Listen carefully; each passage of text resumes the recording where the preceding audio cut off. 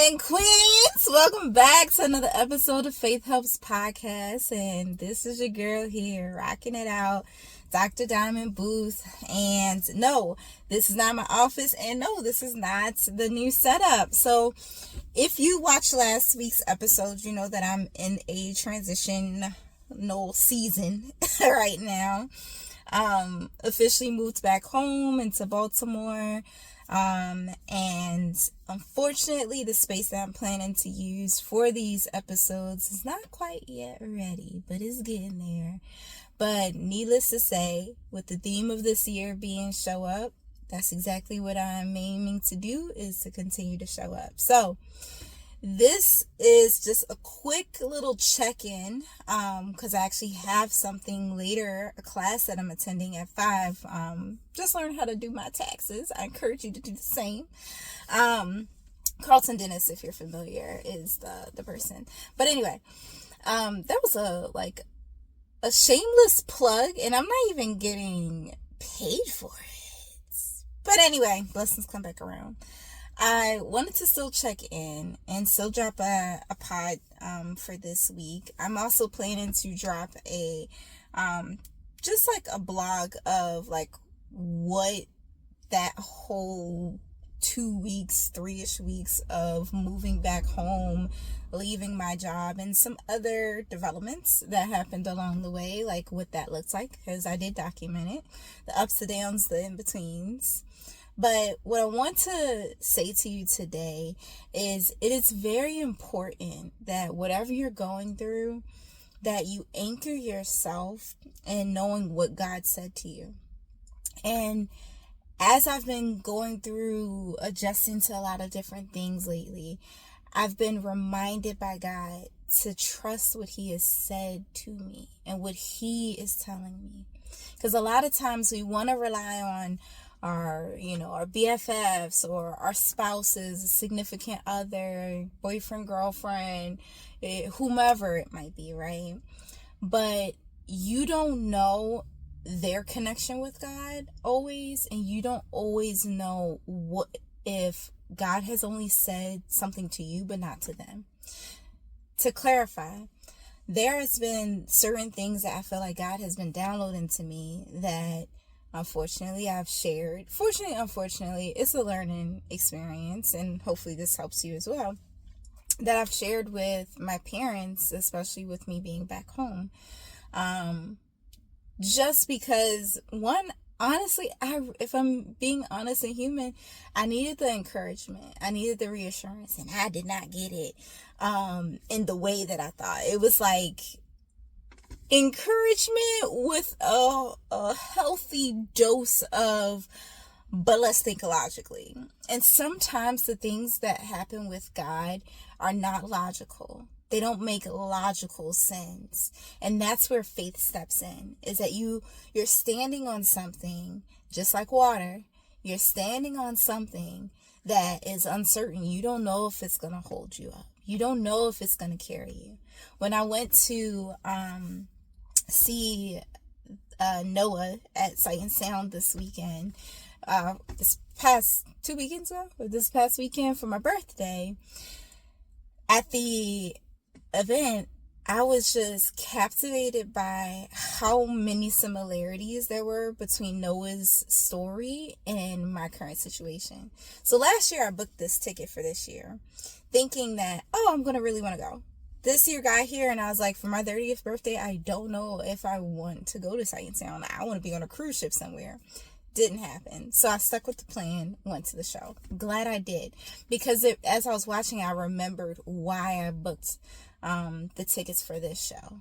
It was because I felt like last year God was prepping me mentally just to be able to even perceive the possibilities of what He was showing me and what He was telling me. And so I am sweating like crazy, but forgive me.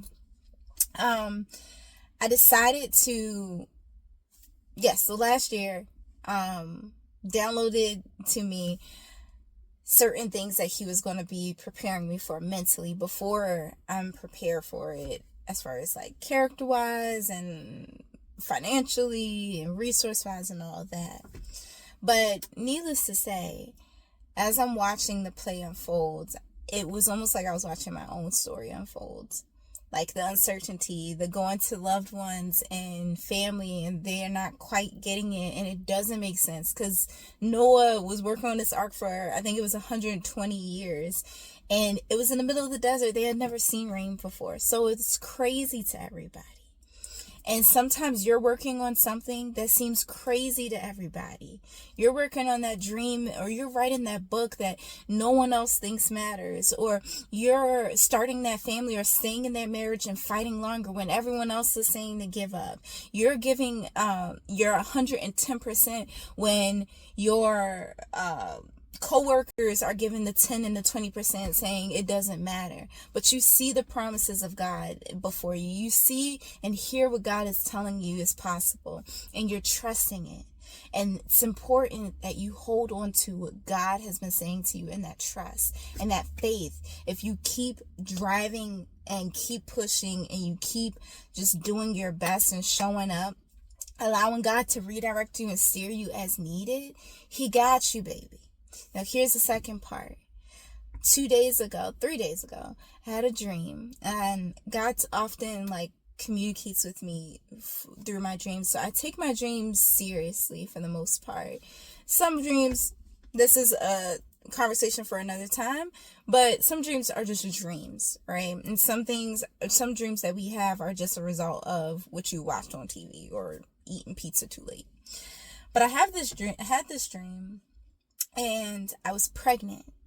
And I was like, Lord, where was the husband though? Where was the husband? Because I was pregnant, but there was no husband. Anyway, where was the husband? So I'm pregnant, and I am starting to go into labor, and I have 2 friends with me, and they're like, let's get you to the hospital. And they're all excited, and I'm freaking out because I'm like, no, this is a bad thing right now, because I'm actually 3 months early. I'm not supposed to be going into labor this early. So I am freaking the flipping out. And they were still optimistic and hopeful. And I'm just like, no. It's too soon.